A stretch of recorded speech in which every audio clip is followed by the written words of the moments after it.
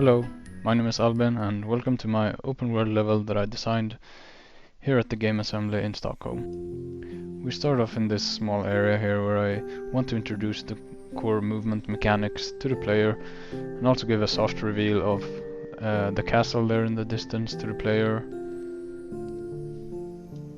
And then we continue on, we get introduced to the mount, which is a sled, and we continue through this fog here where we're gonna get a hard reveal instead of the castle in the distance. Worth noting here is that the player movement is also forced here, so they can't stay in that position and look at the castle for how long they want. And we also continue through the one way down here. And so I tried to work with denial and reward there with the reveals of the castle, and also introduce this snowman here that you can run into with your mount as a little side mechanic for the player while traversing. But we continue on to Grandpa Grillfang that introduces us to our main objective of the level, to acquire 2 rare ingredients to cook our MegaStew. And after this the player has a lot of paths to choose from, but I try to grab the player's attention with this lava fall up here, so I want to introduce them to our next NPC, which is the blacksmith. And here we can later upgrade our mount with dragon metal that can be found scattered through the level as a sort of side objective and an extra pickup that the player can explore. And so I try to keep the castle, which is the landmark here, in the frame from most points in the village, keeping the sight lines clear. For instance here, even when talking to the NPCs, I control the camera movement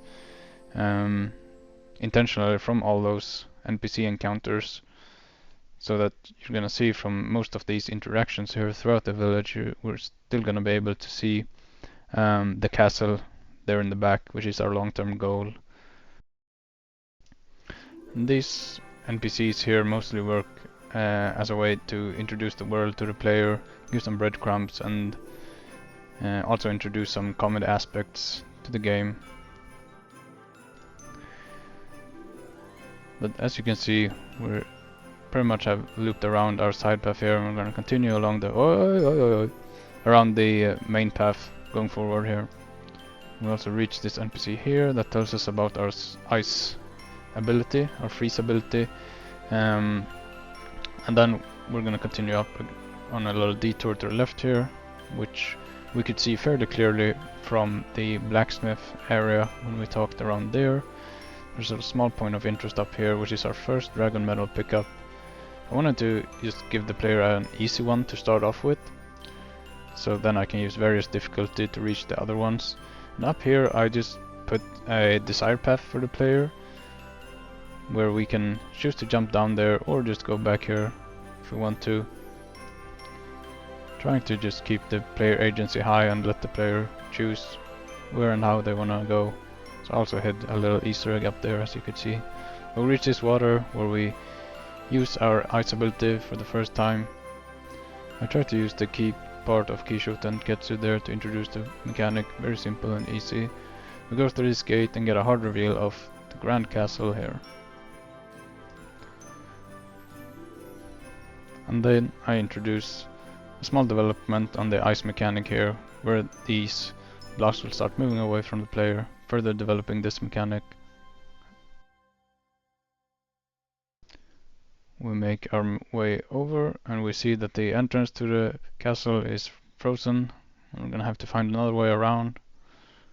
We go through here, and here we get a reveal of our first rare ingredient shining up there. And here I further put a twist on the ice or the freezing mechanic, because the water is slanted here, making a sort of slope, further increasing the difficulty. And I also put these brown blockouts down to the right here as an affordance, suggesting where the player want to land, where they can safely land, and then make their way up to our first pickup, or main pickup for the quest, which is one of the rare ingredients. And then, as you can see, I also use this opportunity to both give the player a long-term goal with the volcano and a short-term goal here with the dragon metal pickup. And we can see that this one was definitely harder to reach than the previous one. And here I also show the player this small waterfall up there, barely able to see it. If they want to explore up there, they are free to, but a much more optional path. A little detour that they can go on to see what's up here for those that want to explore. Encouraging discoverability in my world. We make our way up, and here I put another twist on the ice mechanic, where they instead go straight down, and you kind of have to time yourself to not fall down there through the waterfall, but we make it past and up the tower, and we find another dragon medal, and we get a nice reveal here of another landmark and a long-term goal, and there down there we can also get a small reveal of where the previous dragon medal was in case the player would miss it the first time. It's easy to see from up here. I tried to put both the castle and the volcano on opposite sides of the map to each other so that it would feel intuitive to walk from one to the other and not have both of them in the same shot at the same time. This means that when you're backtracking from the castle, you're only gonna be looking at the volcano and vice versa. Here I try to guide the player with this small piece of fence here and also some painting on the landscape for a new backtracking path. And making our way up here, we get a nice shot of the volcano, our new landmark, a new long-term goal, and we find a dragon medal pickup. And I also use this location as a vantage point, looking back at the village for the player to plan out their path. And as we can see here in a minute, you can also look out for new objectives, and we see a little guy there down by the beach that was hard to see previously through all the trees. But we make our way back here and we get a nice loop around to right where we left off our mount. And so we can go back and we're gonna go right to where we saw this guy from the vantage point previously. And here we can also see that there's a dragon medal over there, and so this time we're not gonna listen to his backstory because we have a much more important goal right in front of our house, so we're gonna go for that instead. And with our previously learned ice spraying mechanic on the water here, reaching this one is not gonna be a match for us. And since we're now also comfortable with our ice ability, we're also gonna go try and get this one over here, which shouldn't be a problem at all now that we're comfortable with using this new ice spray ability. And so this pickup right here was also fairly easy to see from the village early on, but more difficult to reach.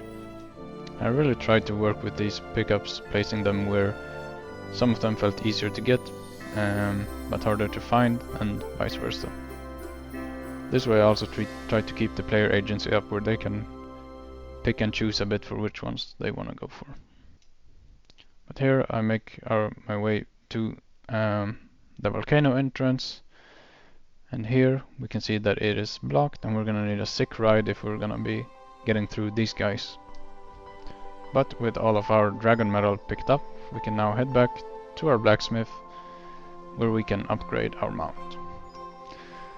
But throughout the level and the different zones, I try to keep the borders between the zones fairly strong and distinct. So for instance, with this lava environment, all you need to really do here is jump up a few platforms, which we can by the way do now with our upgraded mount. But yeah, I try to keep the borders really distinct and strong, where you don't need to like a big transition zone or anything between them. So we just travel through this cave here, and that's really it. Then we're in this lava or volcano area where we still see our landmark, our midterm goal down there, and a short-term goal down to the left here. And don't mind these pickups and box here, I forgot to remove them. Then we start with this lava platforming race here, and here I slow down a bit just to show that I zoom in the camera for this indoor segment or cave segment where the space is tighter, and then we zoom back out again. And here we can also see that I tried to frame our pickup over there before introducing the player here to a sort of a risk-reward situation where they can choose to opt for the dragon medal or continue on. And there's the next rare ingredient. And here we see that a sequence triggers, and we see rock falling down that unlocks a new backtracking path that we're going to use here in just a second.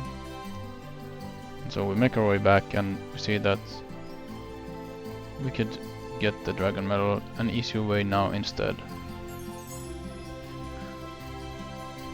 And here I leave a bit open for the player to see all the progress they made, how far they've come, for making our way back here. Getting a nice vantage point and overview of the village. And now we're making our way back to Grandpa Grillfang, since we have both of the rare ingredients, which triggers our end cutscene where we see all the dragons of the village coming together for the MegaStew, even the two tough guys up in the mountain guarding the cave. And that's the end of the level. Thanks for watching.